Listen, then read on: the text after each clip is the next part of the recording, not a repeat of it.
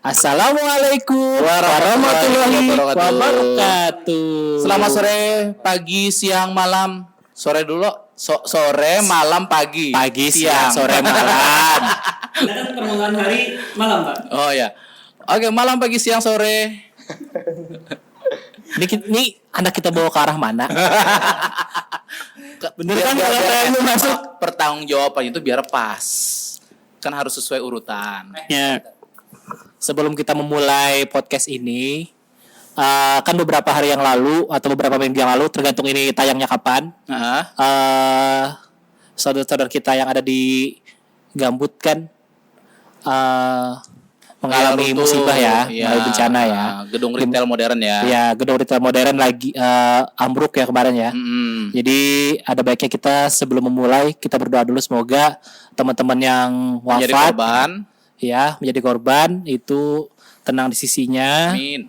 Dan mendapatkan tempat yang layak. Berdoa dimulai. Selesai. Tapi tahulah. Wow, langsung. Langsung loh. Siap, aku tidak siap. Kembali lagi teman-teman di Gibah lagi untuk episode berikutnya. Kemarin kita ngobrolin seputar kebohongan. Terakhir tuh hubungan wanita ya. saya takut. Saya mau ngepost loh Pak. Teman-teman ya, kita itu udah pengen ngepost cuplikan, tapi ada yang takut teman-teman. Jadi ya kita nantilah milih klip yang aman lagi ya. Anyway, seperti biasa kita menit-menit berlalu belum mengenalkan teman-teman kita. Tapi sebelum itu juga kita sekarang lagi di kantor Intalu teman-teman. Yes. Jadi ini tulisannya bukan Intil ya. INTL-nya Intalu. Teman Anda, please welcome. I'm out. Ya, kita kenalin dulu. Silakan Pak, dikenalin sama teman-teman yang udah menyajikan kopi-kopi yang ada di sini. Silakan perkenalannya dari sebelah sana, dari desa mana? Ya, perkenalkan saya Pandu. Ya, perkenalkan saya Fauzan. Jadi kami dari pemilik kopi Kulacino sama kopi Pamera. Ini dia ada pameran. Pamera sama Kulacino. Kalau yang pameran ini di mana nih? Kalau boleh tahu. Yang Pamera ini lokasinya ada di Jalan Niaga Utara nomor 20 di daerah Pasar 5. Oh, yang sebelumnya Niaga itu? Ya. Oke. Niaga kan. Terus kebetulan ruko di sebelahnya itu bekas PMI, akhirnya kita manfaatin. Rukonya PMI itu buat dibikin kopi. Buat bikin kopi. Jadi bukan yang bekasnya Niaga. Bukan bekas Niaga, jadi di sebelahnya persis. Oh gitu ya. Biar hokinya. Mic-nya apa ya? Oh iya. Oke, itu yang Pamera. Ya, untuk Pamera. Kalau yang Kulacino? Untuk Kulacino ini lokasinya di Jalan Jafri Jamjam nomor 22, sebelah Alfamart juga nih persis. Anyway, kali ini kita ini sedikit-sedikit aja sih. Kita ngalamin juga Pamera sama Kulacino karena sebenarnya kita udah tahu juga ya untuk kafe-kafe ini sebelumnya gitu. Yes, kalau nggak salah kita pernah rekaman di Kulacino ya. Kulacino pernah. Yes, pernah rekaman di situ. Berapa episode tuh? 2 ya? 2 episode. Sama ini sama narasumber kita dulu. Oh, Enjot. Yes. Dan juga teman-teman yang baru ini ngebawain beberapa kopi ya. Mungkin kita kenalin dulu sebelum masuk ke materi kita pada hari ini. Kayak kuliah aja ya. Tapi khususnya kali ini spill dikit dulu, kita bakal ngobrolin seputar laki-laki itu kenapa sih punya tanggung jawab yang besar daripada perempuan? Benar nggak sih sebenarnya? Laki-laki punya tanggung jawab yang lebih besar daripada perempuan? Enggak. Hah? Kenapa enggak? Ya, yang benar tuh laki-laki bertanggung jawab atas perempuan. Oke, atas ya. Karena laki-laki itu pemimpin keluarga. Bukan pemimpin rumah tangga ya. Oke. Untuk lurus jawabannya ya. Itu harus dibedain pemimpin keluarga dan pemimpin rumah tangga. Bedanya apa, Pak? Bedanya pemimpin rumah tangga ngatur semua rumah tangga. Pemimpin keluarga yang membimbing keluarganya. Membimbing. Oke. Nah, kalau menurut Kak Pandu Gimana nih Kak Pandu? Kayaknya sama deh. Tapi kalau misalkan ada pernah kayak kepikiran gitu. Ini kita langsung masuk aja ya. Nanti masuk kopinya di tengah-tengah. Tapi boleh diminum juga kan ya nanti ya, Pandu ya. Nah, ngobrolin seputar cowok punya tanggungan ya. Kayak Kak Pandu juga Kak Fauzi.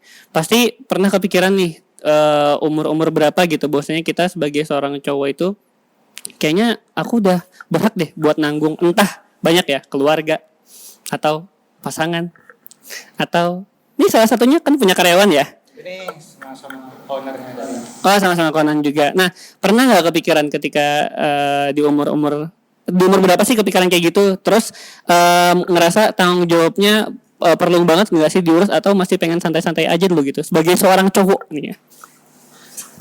Karena Edo kan perlu pertimbangan ya. Dia kan tahun depan insya Allah akan berkeluarga ya. Amin. Mungkin kalau ngomong tanggung jawab nggak matok dari umur sih kalau menurut saya, soalnya Oke. setiap orang punya perjalanan hidup kan beda-beda. Oh. Wes. Kalau dari cerita hidup saya mulai kepikiran kayak gitu tuh mungkin setelah lulus SMA. Ya waktu itu kebetulan memang ada, waktu itu keluarga kan kebetulan punya usaha juga. Dan waktu itu kuliah pertama kali saya diterima itu di Malang di Universitas Brawijaya.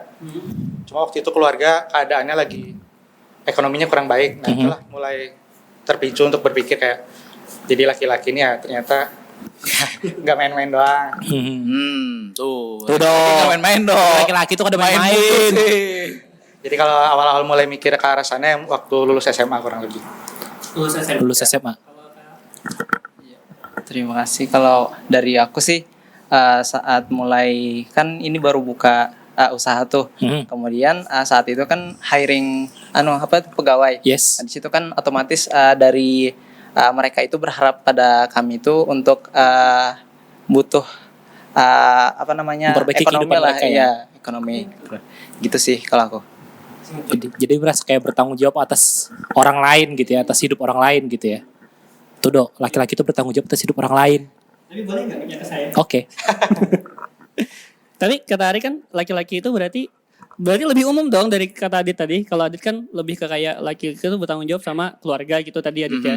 Terus sama perempuannya mungkin ya pasangannya gitu. Tapi ternyata dari Kak Pandu sama Kak Fauzi tadi ada di luar nih ternyata, kalau misalkan satu kita punya kerjaan, apalagi kita punya karyawan gitu ya. Pasti mau nggak mau kita mikirin nih, ini karyawan kita mau makan apa sih besok gitu ya. Kok tenang. Kopi banyak. Suruh makan kopi aja.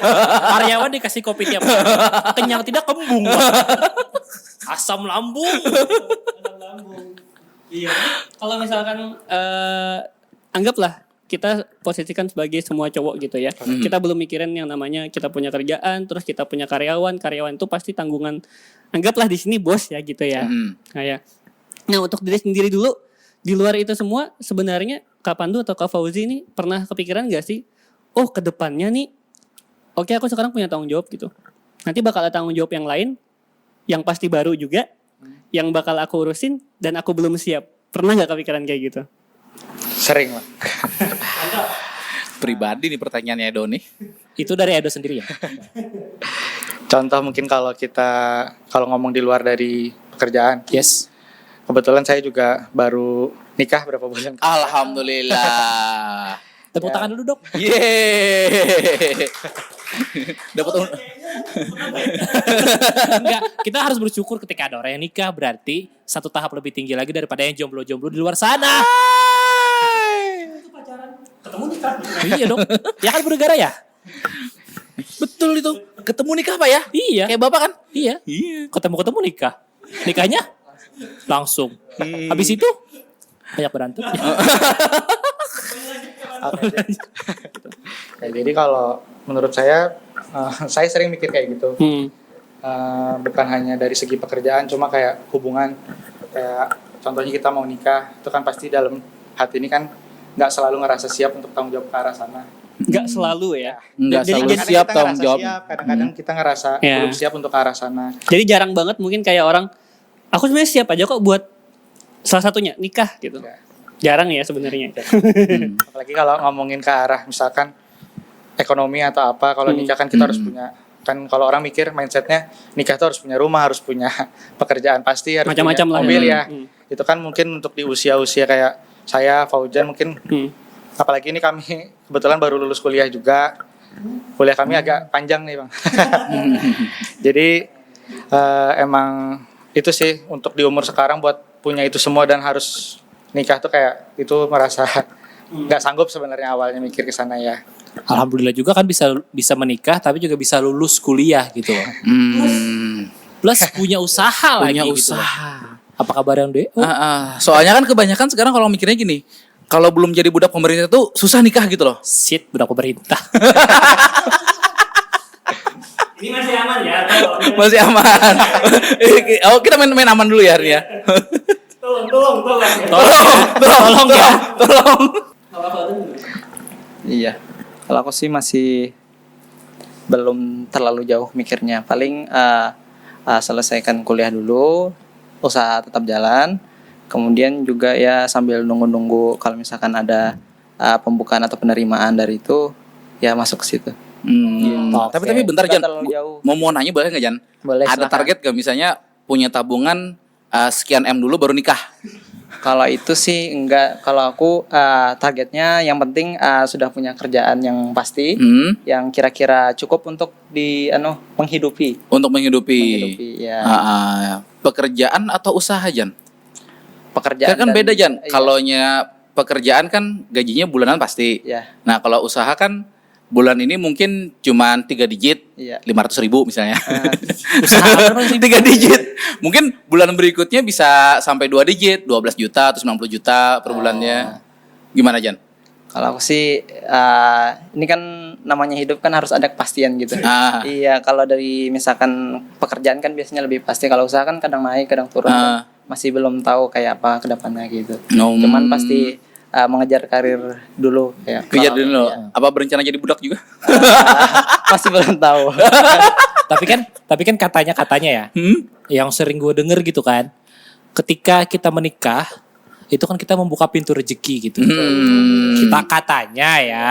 Betul sih, Pak. Betul kan bisa kebuka pintu rezeki. Fakta, Tapi kalau fakta. Anda menikah tapi ada pengangguran, apa pekerjaan Anda?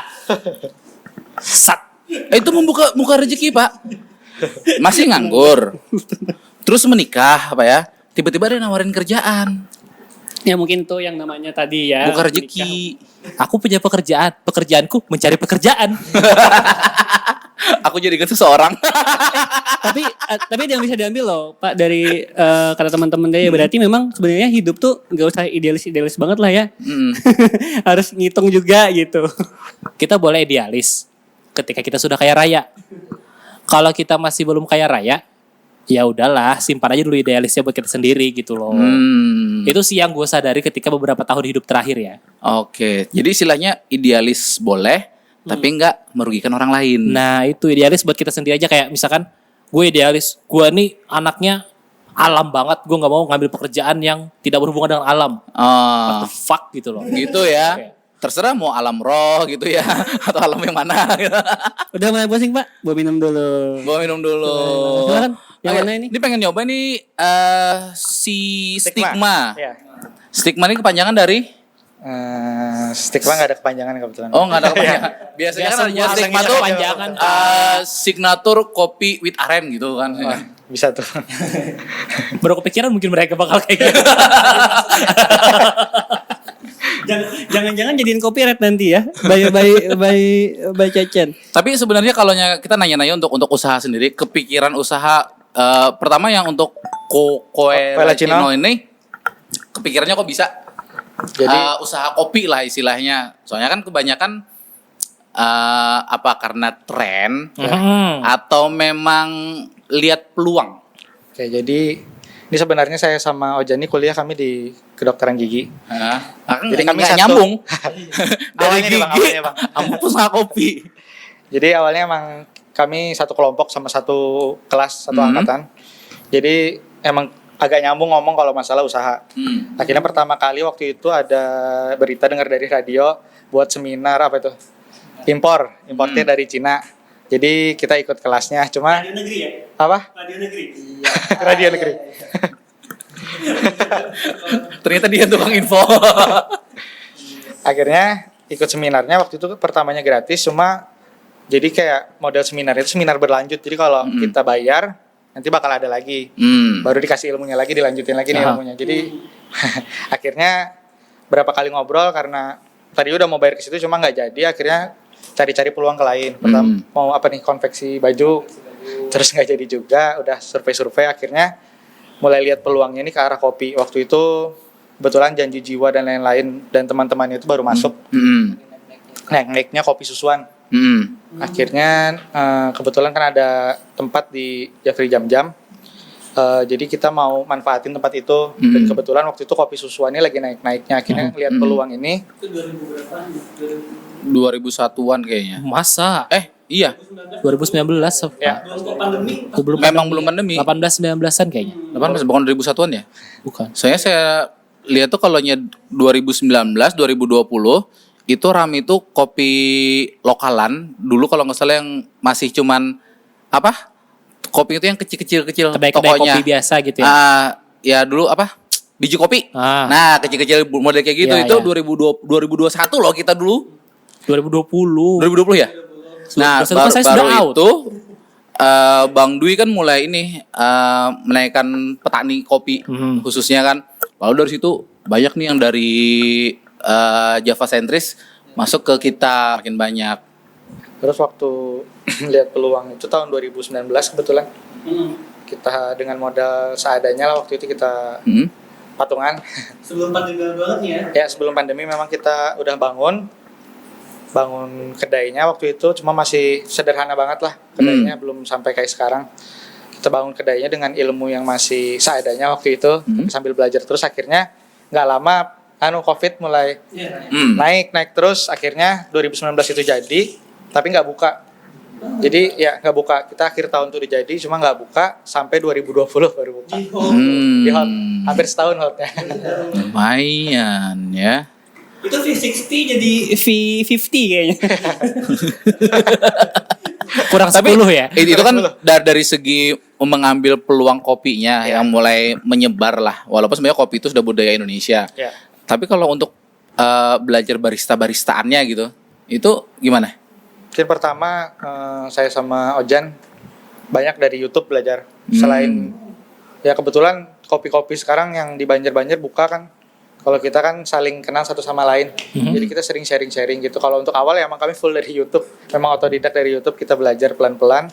Baru setelah usahanya udah jalan baru kita ikut kelas-kelas kecil-kecilan lah. Jadi Itu ya. Yang ngiring, jadi kita mikirnya kemarin itu yang penting buka dulu. Kita jalan survive usahanya, baru nanti duitnya nih kan ada masuk, akhirnya kita bisa belajar, bisa kesana kesini, bisa kenal sama komunitas kopinya juga, akhirnya belajarnya lebih enak lagi. jadi nggak langsung buka kopi langsung gede gitu ya. Karena kan banyak yang lagi Anak sultan Pak langsung gede. Ya siapa tahu kan ada yang aku pengen buka usaha kopi nih lagi rame langsung nyawa yang gede gitu misalkan. Habis itu bangkrut. Iya, makanya kan banyak yang orang-orang yang anak-anak muda zaman sekarang gitu ya kayak yang latah latah ikut-ikutan sih, misalkan ya, gitu beneran. kan ikut-ikutan bikin kedai kopi tanpa tahu apa segala macemnya gitu yang cuman aku sering nongki di tempat ini misalkan terus oke deh gue bikin kedai kopi juga deh berbekal cuman pernah ngeliat orang bikin gitu kan Otodidak ya. bukan otodidak itu otomotif itu. Terus mereka menghayal kalau aku sudah bikin kedai kopi aku bakal sukses gitu padahal kan sukses itu nggak semudah itu gitu loh. Iya kan Ada prosesnya, ada Ada ilmunya prosesnya. juga ya. Iya. Cuman kalau dilihat manajemen ya untuk usaha kedai-kedai kopi kayak gini, bahkan sampai ada kedai yang kedua ya istilahnya, itu yang paling penting manajemen dari keuangan pemasarannya atau dari manajemen apa sih si baristanya gitu membikin. Kan kadang tuh ada orang cari cita rasa.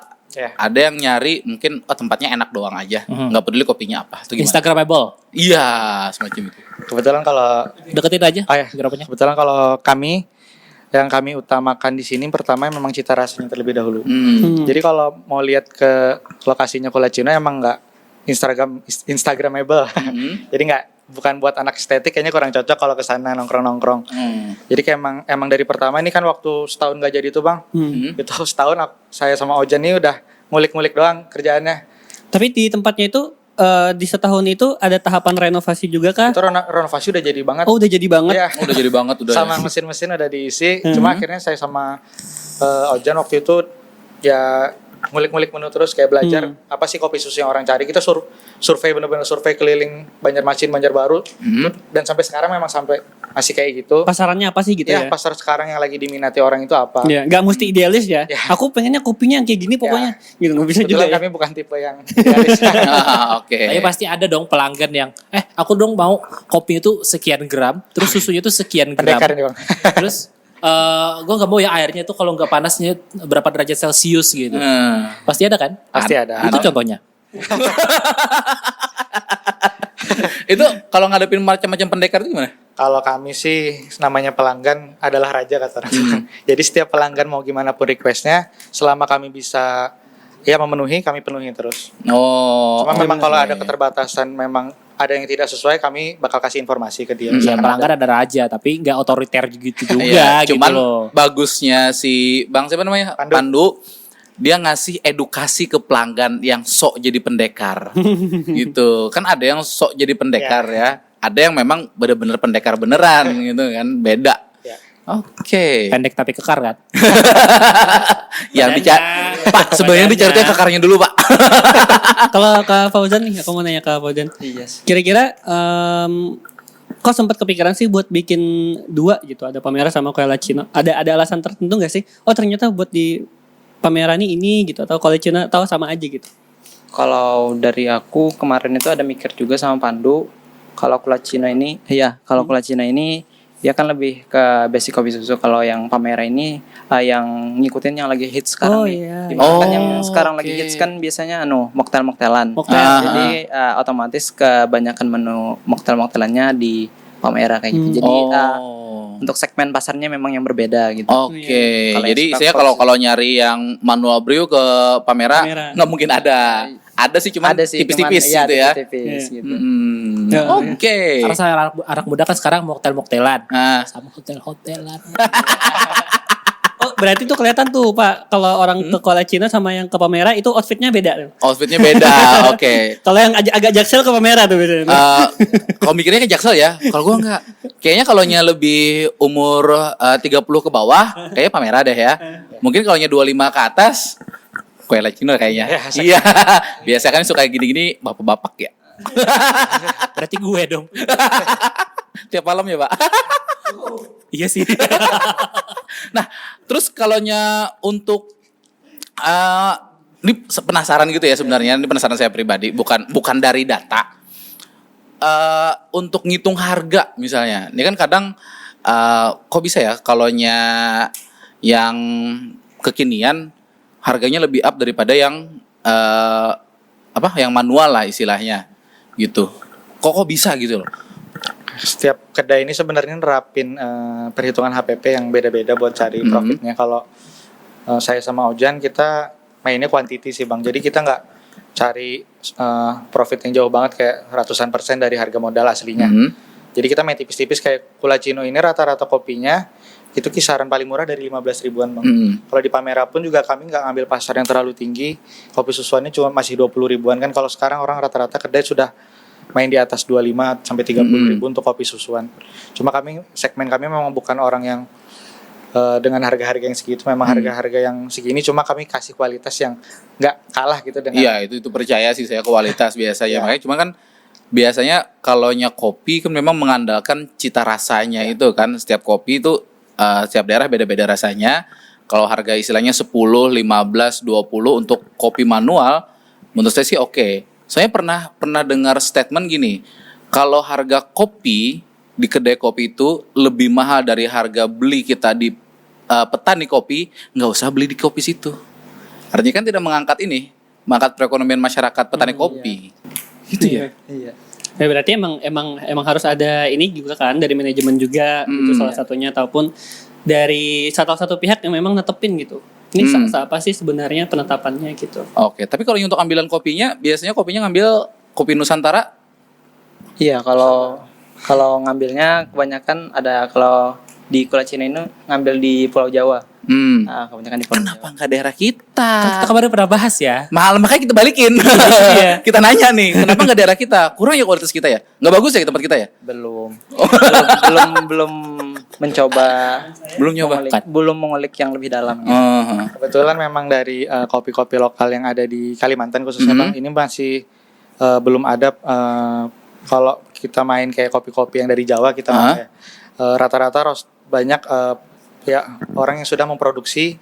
Jadi ya secara massal dan memang dia memang bisa memproduksi itu secara terus-menerus. Jadi kita nih nggak bingung kalau kita cari supply-nya, itu kan selalu ada kalau mereka. Nah, kalau yang ditakutkan dari kopi lokal Kalimantan ini masih belum benar-benar terorganisir gitu kopinya buat masuk terus secara terus-terusan lah. Kita kan jangka panjang mainnya. Iya. Apalagi untuk basic kayak main kita espresso misalkan. Itu kan kita nggak ganti-ganti, memang ada salah satu biji yang memang kita pakai terus-terusan.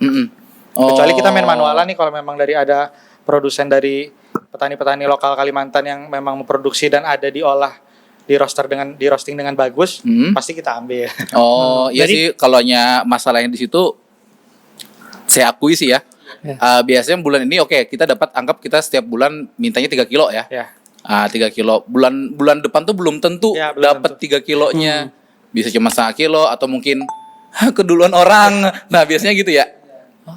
Nah, berarti udah jelas ya Pak ya. Jelas Teman-teman banget. juga yang nonton pada penasaran nih kenapa sih kita agak jarang juga ya nemuin. Kemarin tuh sempat nanya-nanya kita di episode sebelumnya yang kita bahas kopi laba-laba. Nah, itu sempat nanya-nanya kenapa sih jarang banget gitu teman-teman, dan sekarang terjawab ya. Sekarang terjawab sekali, ternyata memang produksi lokal. Jadi mungkin bagi teman-teman yang punya kepikiran ingin mengangkat kopi lokal, jangan hanya angkat kopinya saja, tapi bantulah petaninya. Tuh, berarti Gitu. emang di sini nih kita taunya nih gitu. Di sini kita taunya. Dan Jadi sebenarnya bisa kita jadiin salah satunya jadi variasi. variasi Kemungkinan betul. gitu. Tapi bagus sih untuk pemerintah provinsi sendiri kan, kalau nggak salah Hulu Sungai Selatan sama Hulu Sungai Utara sudah mulai memproduksi, itu namanya di labelin nama utamanya itu adalah kopi meratus. Nah, cuman kan nggak langsung setahun jadi ya. Bertahap. Kalau nggak salah sekitar 300 apa 400 hektar gitu pencanangan dari pemerintah provinsi Kalimantan Selatan. Mudahan sukses ya. Amin. Oke, terakhir biar kita nyambung juga ke topik kita hari ini ya. Nah, jadi pada intinya gitu guys. Mungkin teman-teman juga, pokoknya kita kan kemana-mana nih ngobrolnya, ada ngobrol seputar tanggung jawab laki-laki, terus kopi juga karena kebetulan teman-teman dari kopi juga ya yang tahu, dan sampai kita akhirnya tahu jawaban di episode Tahu. Saya pertama, puas banget teman-teman, puas ya. banget udah tahu. Alasannya kenapa kopi lokal kok susah berkembang. Ternyata memang harus ke hulunya dulu. Betul. Jangan di hilirnya yang dibahas ya. Hulunya dulu diselesaikan. Sama kayak permasalahan.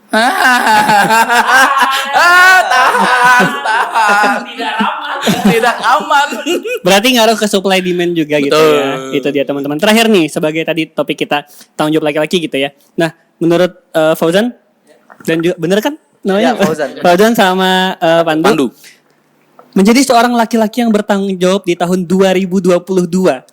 Karena ini zaman modern banget nih. Kayaknya beda deh. Cowok-cowok zaman dulu tuh tanggung jawabnya kayaknya masih mikirin apa gitu kayaknya. Sekarang ada yang beda gak sih untuk kita-kita sebagai anak-anak? Kita masih milenial gak sih sebenarnya? Masih. Nah, sebagai milenial yang bertanggung jawab, ada bedanya gak sih dari bapak-bapak kita yang dulu gitu menurut Fauzan atau Pandu? Lagi nyiapin dulu.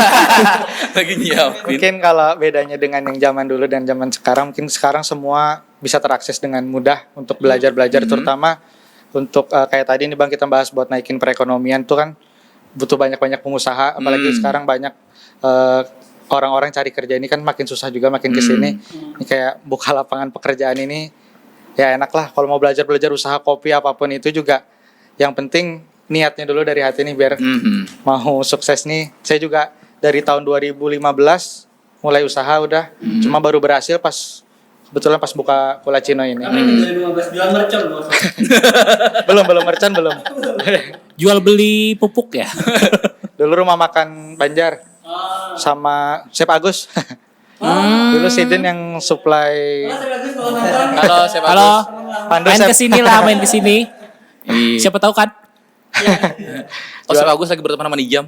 Iya. Siapa tuh dari sini kan di banjir ya. Iya. Betul. Sama baju sesirangan gitu ya. Kalau Fauzan? Iya.